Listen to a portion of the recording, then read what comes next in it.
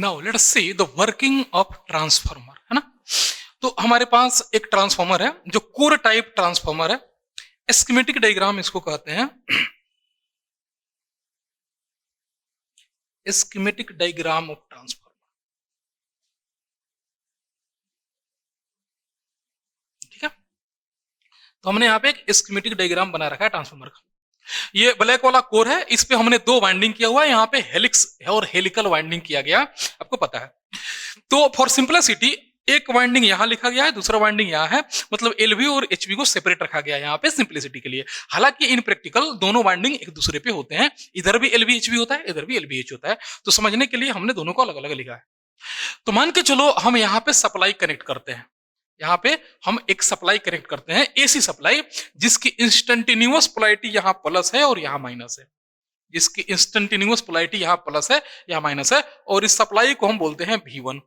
जहां supply connect करते हो उस वाले वाइंडिंग को आप बोलते हो प्राइमरी वाइंडिंग, तो hence I have called it as a primary winding. जैसे आप यहाँ पे सप्लाई दोगे, एक करंट जाएगा यहाँ पे, this current is called no load current I0। क्यों? अभी तक हमने लोड यहां नहीं लगा रखा है, तो लोड जब तक नहीं लगाए हैं तब तक करंट को क्या बोलते हैं? No load current I0। तो जैसे आप यहां पे सप्लाई दोगे, एक स्मॉल करंट फ्लो करेगा, इस वाइंडिंग में हमने लोड नहीं लगा रखा है। अब उसके चलते अब according to right hand curl rule देखो तो करंट कैसे फ्लो हो रहा है, यहां से इस डायरेक्शन में करंट फ्लो हो रहा है और यहां से निकल रहा है ना, ये I0 की डायरेक्शन है। तो जैसे करंट इधर फ्लो हो रहा है, according to right hand curl rule एक फ्लक्स सेटअप होगा। यहां से जैसे एक करंट फ्लो करेगा, इस मैग्नेटिक सर्किट में, ये मैग्नेटिक कोर है, किसका बना हुआ है? CRGO का लेमिनेटेड कोर स्ट्रक्चर है। तो एक ना फ्लक्स सेटअप होगा जो कि किस डायरेक्शन में सेटअप होगा? यहां पे ये क्लॉकवाइज डायरेक्शन में एक करंट फ्लक्स सेटअप हुआ। This blue one is called main flux, this blue one is called main flux. Latest this is the phi, flux phi. तो हमारा ना एक फ्लक्स सेटअप हुआ, जैसे ही आपने यहां सप्लाई दिया एक फ्लक्स सेटअप हो गया पूरे कोर में। ठीक है, फ्लक्स चलता नहीं है बेटा, सेटअप होता है। जैसे करंट फ्लो करता है, फ्लक्स फ्लो नहीं करता, फ्लक्स सेटअप होता है। नाउ ये फ्लक्स जो इसमें सेटअप हुआ, आपने कैसा सप्लाई दिया था? साइनोसॉइडल। आपने सप्लाई कैसा दिया था? साइनोसॉइडल, यानी कि एसी सप्लाई दिया था, एडीसी नहीं है, इंस्टेंटेनियस पोलैरिटी है। I am again giving the concept, यहां पे make correction of that, otherwise तुम लोग कंफ्यूज जाओगे। ये एसी सप्लाई है जिसका इंस्टेंटेनियस पोलैरिटी है प्लस माइनस, तो ऑलवेज प्लस से करंट निकलता है, तो हमने प्लस से करंट डाल दिया यहाँ पे, है ना, ये ध्यान रखना है। ये एसी सप्लाई हमने दिया है, it is the supply. Now तो ये जो फ्लक्स भी बनेगा वो किस नेचर का बनेगा? जिस नेचर का करंट फ्लो, एसी सप्लाई है, करंट भी एसी होगा, फ्लक्स भी एसी नेचर का बनेगा। तो फ्लक्स आपका इस पूरे कोर में सेटअप हो गया। सर क्या होता है formula? Phi is equal to MMF by reluctance, phi is equal to MA by reluctance. तो जिस नेचर का करंट होगा उसी नेचर का आपका फ्लक्स भी बनेगा। अब ये जिस नेचर का वोल्टेज होगा उसी नेचर का करंट होगा, उसी नेचर का आपका फ्लक्स भी सेटअप होगा, तो nature will be sinusoidal. Now ये जो फ्लक्स सेटअप हुआ वो ईएमएफ इंड्यूस करेगा। कौन सा ईएमएफ? Aesthetically induced EMF. क्यों सर? यहां कोई मोशन नहीं हो रहा, लेकिन सिंस ये फ्लक्स, अब मान के चलिए ये फ्लक्स जो है वो फाई जो है वो something phi m sine omega t है ना, साइनोसॉइडल फ्लक्स सेटअप होगा। तो अगर सेटअप होगा तो यहां ईएमएफ इंड्यूस होगा। दिस ईएमएफ जो यहां ईएमएफ इंड्यूस होगा, that is called primary induced EMF E1। It is called primary induced EMF E1। ठीक है, अब यहां पे EMF इंड्यूस हुआ, एट द सेम टाइम इस वाइंडिंग में भी EMF इंड्यूस होगा, क्योंकि फ्लक्स कैसा है? टाइम वेरिंग है, तो यहां भी इंड्यूस्ड EMF होगा, and this induced EMF is called E2। यानी कि आपका EMF यहां भी इंड्यूस हुआ और वहां भी इंड्यूस हुआ, प्राइमरी में भी EMF इंड्यूस हुआ, सेकेंडरी में भी EMF इंड्यूस हुआ। ठीक है, तो जैसे आपने सप्लाई दिया एक फ्लक्स सेटअप हुआ, उसके चलते यहां पे ईएमएफ इंड्यूस हुआ E1 एंड यहां इंड्यूस हुआ E2। नाउ अब क्या कर रहे हो? अब आप इस सेकेंडरी टर्मिनल पे लगा रहे हो लोड। सेकेंडरी टर्मिनल पे क्या कनेक्ट कर रहे हो? लोड कनेक्ट कर रहे हो। ठीक है, अब हो गया ये लोड कनेक्ट। नाउ जैसे आप लोड कनेक्ट करोगे एक करंट फ्लो करेगा, एक करंट फ्लो करेगा I2। जैसे ये I1 नोट था अब यहां एक करंट फ्लो करेगा I2। जैसे ही आप लोड लगाओगे एक करंट फ्लो करेगा I2 कॉल्ड सेकेंडरी करंट। ठीक है, नाउ सेकेंडरी करंट, ये जो करंट फ्लो करेगा ये इंड्यूस्ड करंट है। Yes, it is the induced current. और इंड्यूस करंट, इंडक्शन का नेचर यह है according to Lenz law, always induction अपने कॉज का अपोज करता है। ये जो करंट है ये इंड्यूस करंट है, क्योंकि ये इंड्यूस वोल्टेज से फ्लो होने वाला करंट है, ये सप्लाई का नहीं है, ये इंड्यूस ईएमएफ हुआ, इससे करंट फ्लो किया I2, इसलिए इसका डायरेक्शन ऐसे होगा कि वो अपने कॉज का अपोज करे। ठीक है सर, इसका कोज कौन है? ये फ्लक्स है, डेफिनेटली इंड्यूस ईएमएफ है, और ये इंड्यूस ईएमएफ कोज कौन है? फ्लक्स है। यानी कि ये करंट ऐसे फ्लो करेगा कि जो कोर में फ्लक्स है उस फ्लक्स को ये अपोज करे। मतलब ये है कि ये करंट जब इस वाइंडिंग से फ्लो करेगा तो ऐसे फ्लो करना चाहिए कि उसका डायरेक्शन, ये जो मेन फ्लक्स आ रहा था जिसका डायरेक्शन कैसे था? ये क्लॉकवाइज डायरेक्शन था। जो मेन फ्लक्स था इसका डायरेक्शन क्लॉकवाइज था। तो ये जो अब फ्लक्स सेटअप होगा I2 से, उसका डायरेक्शन एंटी क्लॉकवाइज होना चाहिए। यानी कि ये by default to satisfy the Lenz law, ये जो ब्लैक वाला I2 है, इस I2 से जो फ्लक्स सेटअप होगा इस कोर में, उसका डायरेक्शन अपोजिट होना चाहिए मेन फ्लक्स का, अपने कोज का अपोज करेगा। ठीक है सर, ये हमने बना दिया। ये जो फ्लक्स होगा ये पता है सर कि इसका डायरेक्शन जो होगा ना वो उल्टा होगा, किसके चलते? According to Lenz law. इस फ्लक्स को नाम दिया गया φ2, सेकेंडरी का फ्लक्स। ओके, अब बात यह है कि सर कैसे फ्लो करेगा। देखो तो बेटा, अब लेंज लॉ को सेटिस्फाई करने के लिए जो फ्लक्स फ्लो करेगा, फ्लक्स किधर होना चाहिए? उल्टा। फ्लक्स कहां होना चाहिए? ऊपर। यहां देख रहे हो, ऊपर ब्लैक वाला। तो करंट किधर होना चाहिए? यहां। यानी कि इस डायरेक्शन में करंट फ्लो करना चाहिए, इस डायरेक्शन में इसमें करंट फ्लो करना चाहिए। यस, यहां से। अब देखो, अगर इस डायरेक्शन में फ्लो करना चाहिए तो क्या हो रहा है? यहां से निकल रहा है, यहां से जा रहा है, यहां से एग्जिट कर रहा है, यहां से इंटर कर रहा है। तो इस तरह के आपके करंट फ्लो किए। अब अगर क्यों ये इसी तरह का बनाया सर आप? क्योंकि लेंज लॉ के अकॉर्डिंग जो भी इंडक्शन होता है अपने कोज का अपोज करता है। तो यहां इंडक्शन जो है वो इंडक्शन करंट है I, उसका कोज कौन है? फ्लक्स है, वो फ्लक्स को अपोज करेगा। अब देखो क्या हुआ। अब पहले फ्लक्स कितना था? फाई था। पहले फ्लक्स कितना था? फाई था। अब फ्लक्स कितना हो गया? फाई माइनस φ2 हो गया। फ्लक्स कम हो गया। जैसे फ्लक्स कम हुआ E1 का वैल्यू कम हो गया, फ्लक्स कम हो गया, E1 का वैल्यू कम हो गया। लेकिन अब देखो तो चढ़ा है यहाँ पे, पहले क्या था? V1 और E1 बराबर थे। पहले क्या था? V1 और E1 बराबर था। लेकिन अभी क्या हुआ? E1 कम हो गया, अपने सप्लाई छुआ नहीं, E1 कम हो गया। क्या ये केवीएल यहां सेटिस्फाई हो पाएगा? देखो तो ये दोनों वोल्टेज सेम होंगे, ये दोनों पैरेलल में है, डेफिनेटली दोनों वोल्टेज सेम होने चाहिए। अगर ये दोनों वोल्टेज सेम नहीं होंगे तो ये केवीएल लॉ को सेटिस्फाई नहीं करता। मीनिंग ये है कि अभी तो वोल्टेज V1 ही था, लेकिन इंड्यूस ईएमएफ कम हो गया E1। अब ये कैसे फुलफिल होगा? फ्लक्स बढ़ाना पड़ेगा। ये जो φ2 घटाया है फ्लक्स को, उसको बढ़ाना पड़ेगा। ये कौन बढ़ाएगा? यहां पे अब एक्स्ट्रा करंट की डिमांड करेगा। कहां से डिमांड करेगा? सप्लाई से। This current is called I2 dash. This current is called I2 dash. क्यों सर I2 डैश? क्योंकि ये सेकेंडरी करंट के फ्लो होने के चलते डिमांड किया है। अगर सेकेंडरी करंट फ्लो नहीं करता तो ये करंट डिमांड नहीं करता, तो एक एक्स्ट्रा करंट की डिमांड करता है। अब करंट कितना हो गया? I2 dash. वो किस डायरेक्शन में होगा? मेन फ्लक्स के डायरेक्शन में। यानी कि अब एक और फ्लक्स सेटअप होता है इस कोर में।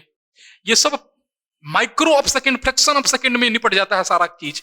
ये डायनेमिक समझाया जा रहा है आपको, कैसे उसका अंदर का प्रिंसिपल वर्क करता है ना। अब क्या होगा कि जितना फ्लक्स कम हुआ था ना, उतना ही फ्लक्स अब इस डायरेक्शन में एक्स्ट्रा में सेटअप हो जाएगा। देख रहे हो? और इस फ्लक्स को क्या बोलते हैं हम लोग? It is called φ2 dash. Magnitude wise φ2 बराबर होता है φ2 डैश के।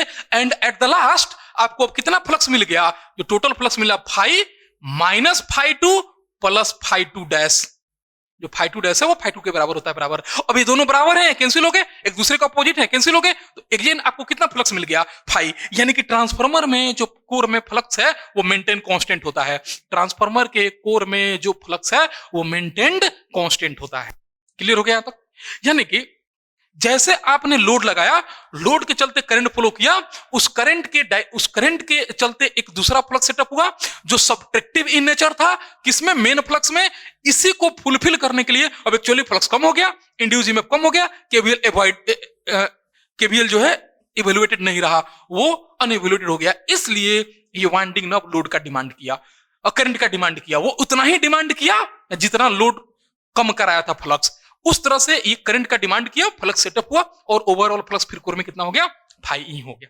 आई होप कि क्लियर हो गया ये चीज। नाउ अब किसी कारण से ये लोड तो वेरिएबल है, लोड आपने घटा दिया, अगर लोड घटा दिया करंट घट गया, जैसे ये करंट घटेगा ये जो ब्लैक वाला फ्लक्स है वो कम हो गया, जैसे ब्लैक वाला फ्लक्स कम हुआ इधर से करंट कम लेगा क्योंकि रेड वाला फ्लक्स कम बनाना है उसको, अब उसमें जो सपोर्ट करना था वो कम हो गया। जैसे आप लोड यहां बढ़ाए ये करंट ज्यादा हो गया, जैसे करंट ज्यादा हुआ ब्लैक वाला फ्लक्स ज्यादा हुआ, टोटल फ्लक्स घट गया, फिर ये करंट की डिमांड किया। यानी कि जब लोड बढ़ाओगे उधर से करंट ज्यादा लेगा, लोड घटाओगे करंट उधर से कम लेगा, लोड हटा दोगे केवल नो लोड करंट लेगा, लोड हटा दोगे केवल नो लोड करंट लेगा, बिना लोड का करंट लेगा, छोटा सा करंट लगता है फ्लक्स को सेटअप करने के लिए। आई होप ये क्लियर हो गया इतना। इस तरह से ट्रांसफार्मर वर्क करता है, जैसे आप लोड उधर बढ़ाते हो वो सप्लाई से अपना पावर बढ़ा देता है, जैसे आप लोड में पावर घटाते हो वो सप्लाई का पावर घटा देता है। इस तरह से ये म्यूचुअल इंडक्शन का काम करता है। What you mean by mutual induction is that इसका फ्लक्स वाइंडिंग कौन था, ये था, सप्लाई किसमें दिए, प्राइमरी में, प्राइमरी का फ्लक्स ईएमएफ कहां इंड्यूस किया, सेकेंडरी में, प्राइमरी का फ्लक्स ईएमएफ कहां इंड्यूस किया, दूसरे वाइंडिंग में, कॉल्ड म्यूचुअल इंडक्शन। यानी कि कौन से प्रिंसिपल पर बेस्ड है, based on the principle of mutual induction. किसी और वाइंडिंग का फ्लक्स दूसरे वाइंडिंग में जब ईएमएफ इंड्यूस करता है तो उसको बोलते हैं म्यूचुअल इंडक्शन। आप म्यूचुअल कपलिंग सर्किट में पढ़े हैं नेटवर्क में। नाउ लेट्स मूव बाय, तो यहां पे कौन सा प्रिंसिपल पे काम हो रहा है, म्यूचुअल इंडक्शन के प्रिंसिपल पे। क्लियर है यहां तक? तो पहले बोर्ड को कॉपी करेंगे और पॉइंट लिखेंगे, बोर्ड को कॉपी करेंगे और पॉइंट लिखेंगे। पहला point, video pause, board copy करिए, पहला पॉइंट लिखिए।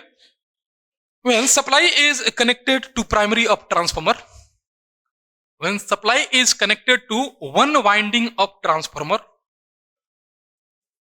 called primary, then flux is set up in the core, then flux is set up in the core called main flux phi, called main flux phi, phi यहां पे लिखा हुआ है blue वाला। Next, this flux induced the EMF, this flux induced the EMF in primary and secondary both, in primary and secondary both. Next point, when load is connected to secondary, when load is connected to secondary, a current is set up in secondary winding, current is set up in secondary winding, current is set up in secondary winding.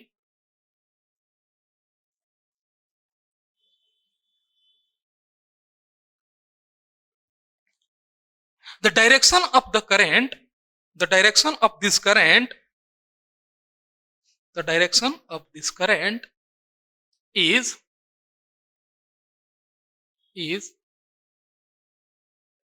the satisfying, the direction of this current should satisfying the Lenz law, should satisfying the Lenz law. Hence secondary flux, hence secondary flux oppose the main flux, hence secondary flux oppose the main flux. Next point, hence overall flux become, hence overall flux become phi minus phi 2, phi minus phi 2, overall flux become phi minus phi 2. Next,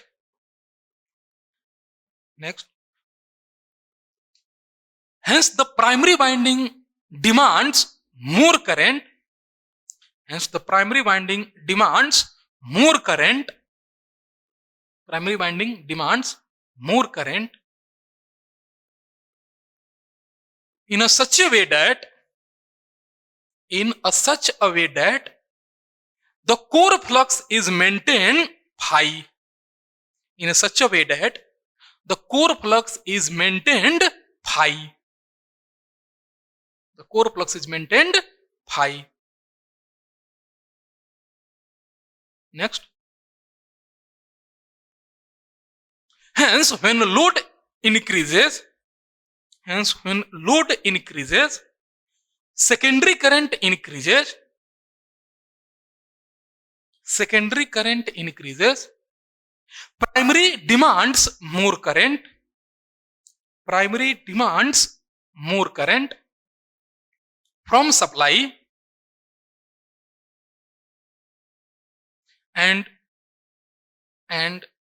when load reduces, when load decreases or reduce, secondary current decreases. Secondary current decreases. Primary demands less current from supply.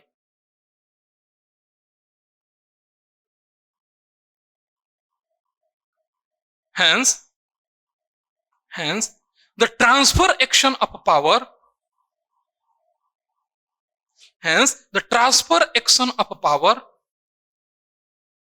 is due to opposition in the both flux. Transfer action किसके चलते हो रहा है? दोनों flux के opposition के चलते. Hence, transfer action of power is occurred due to opposition in both flux. Next, what is the principle? Principle of operation क्या है? It's work on the principle of Faraday's law of electromagnetic mutual induction. Clear? लिखोगे तो Fridays का law है mutual induction के principal पे based है. लिखोगे it's work on the principle of Faraday's law of mutual induction. Its work on the principle of Faraday's law of mutual induction. Faraday's law of mutual induction. Next, अब आते हैं polarity के बारे में. इनकी पोलैरिटी कैसे देनी है? ठीक है, पोलैरिटी कैसे देनी है? देखो तो बेटा, यहां से करंट निकल रहा है, ये सप्लाई जैसा का बिहेव कर रहा है, तो सप्लाई में पॉजिटिव से करंट निकलता है, यानी कि बाय डिफॉल्ट यहां कौन पोलैरिटी होगा? प्लस. यहां कौन पोलैरिटी होगा? माइनस. जो एनर्जी सप्लाई करता है इट बिकम, वहां से पॉजिटिव से करंट निकलता है, तो पॉजिटिव से करंट निकल गया. ये एनर्जी ले रहा है तो पॉजिटिव में इंटर करेगा, पॉजिटिव में इंटर करेगा, तो यहां क्या हो गया? Plus and minus. क्लियर? यहां पे देखिए तो ये पॉजिटिव टर्मिनल है, ये पॉजिटिव टर्मिनल है, ये इंड्यूस्ड ईएमएफ है, ये क्या करेगा? इसको अपोज करेगा, मतलब ये इसका जो भी करंट होगा वो उल्टा डायरेक्शन में जाना चाहिए, तो यहां क्या होगा? प्लस और यहां माइनस. तो ये जो पोलैरिटी देख रहे हो ये कुछ इस टाइप का होता है. अगर यहां प्लस होगा तो यहां भी इंड्यूस में प्लस होगा, एंड अगर यहां प्लस होगा तो यहां भी प्लस होगा. तो इस तरह की पोलैरिटी हम डिसाइड करते हैं. दूसरा जो मेथड होता है जिसको बोलते हैं डॉट कन्वेंशन, जिसको आप म्यूचुअल कपल्ड सर्किट में पढ़े हैं, तो डॉट कन्वेंशन के मेथड से भी हम लोग यहां पे करंट की डायरेक्शन चूज करते हैं और डायरेक्शन सब पोलैरिटी दी जाती है. डॉट कन्वेंशन क्या होता है? अगर मान के चलो हम यहां डॉट दिए, डॉट मतलब ये डॉट डॉट डॉट, अगर हम डॉट दिए तो इसमें ना डॉट पे करंट इंटर किया, एक वाइंडिंग में डॉट पे करंट इंटर किया, तो दूसरे वाइंडिंग में ना डॉट से करंट निकलना चाहिए, मतलब यहां डॉट होना चाहिए. देख रहे हो? क्यों ऐसा? क्योंकि दोनों फ्लक्स ऑपोजिशन में है, इसलिए एक वाइंडिंग में अगर डॉट पे करंट इंटर किया तो दूसरे में डॉट पे एग्जिट करना चाहिए. और देखो तो डॉट के पास सेम इंस्टेंटेनियस पोलैरिटी है, ये हरदम परमानेंट पोलैरिटी नहीं है बेटा. पॉजिटिव हाफ साइकिल में इसर होगा तो नेगेटिव हाफ साइकिल में उल्टा होगा. तो देखो तो डॉट के पास सेम इंस्टेंटेनियस पोलैरिटी है, यहां पे पॉजिटिव, यहां पे पॉजिटिव. तो ट्रांसफार्मर में जो पोलैरिटी होती है वो कैसी होती है? अगर एक वाइंडिंग में डॉट पे करंट इंटर करेगा, दूसरे वाइंडिंग में डॉट से एग्जिट करेगा, एंड डॉट के पास ऑलवेज सेम इंस्टेंटेनियस पोलैरिटी होगा. अगर यहां डॉट देते हो तो यहां डॉट होना चाहिए, मतलब प्लस प्लस के पास डॉट होगा या फिर माइनस माइनस के पास डॉट होगा. तो जनरली प्लस प्लस ऊपर ही दिया जाता है डॉट समझाने के लिए, हालांकि यहां भी दोगे तो करेक्ट है, कोई दिक्कत नहीं है. लेकिन कब गलत होगा? अगर तुम एक डॉट यहां दिए, करंट निकल रहा है, दूसरा में करंट निकल रहा है, तुम एक डॉट यहां दे दिए, ये गलत है. दोनों वाइंडिंग में करंट निकलना नहीं चाहिए डॉट से. क्यों? क्योंकि दोनों वाइंडिंग में करंट से डॉट से करंट निकलेगा, इसका मतलब होता है एडिटिव पोलैरिटी, मतलब दोनों फ्लक्स ऐड होने चाहिए थे, लेकिन यहां तो सब्ट्रैक्ट हो रहा है फ्लक्स. इसलिए इन ट्रांसफार्मर दोनों एक वाइंडिंग से अगर करंट इंटर करेगा तो दूसरे वाइंडिंग पे करंट एग्जिट करता है. लिखोगे? Note, dot convention is use, note करके लिखना, dot convention is use to shows the polarity of mutual induced EMF. Dot convention is use, dot convention, ये dot DOT, dot convention, dot convention is use, dot convention use to get polarity of mutual induced EMF, polarity of mutual induced EMF. Next point, in transformer, if current enters to the dot in one winding, in transformer, if current enters to the dot in one winding, then it should exit EXIT,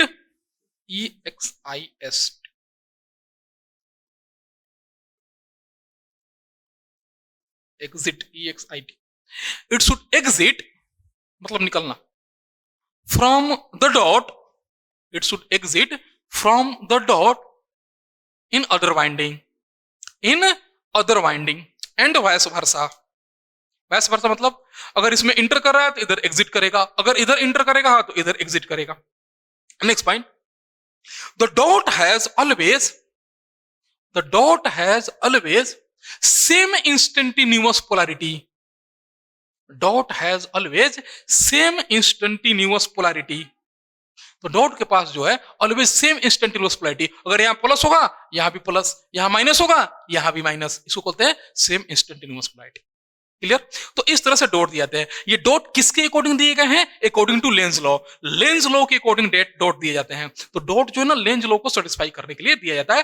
polarity कौन बताता है? Lenz law polarity बताता है. Clear? चलिए, तो इसमें किसको क्या बोलते हैं ये थोड़ा हम लोग देख ले terminology. V1 is called supply voltage और प्राइमरी टर्मिनल वोल्टेज. V1 को क्या बोलते हो? सप्लाई वोल्टेज और primary terminal voltage. I note ये जो करंट फ्लो करता है, it is called no load current. Next I1 जो कि I note plus I2 dash का सम है, इसको बोलते हैं ये I नोट, ये फेजर सम होगा, ये सी है सब. तो I1 किसके बराबर होगा? Primary current. इसको क्या बोलते हैं? Primary current. प्राइमरी करंट किसके बराबर होता है? I note plus I2. I2 क्या है? I2 का रिफ्लेक्टेड वैल्यू है. नाउ E1 को क्या बोलते हो? Primary induced EMF.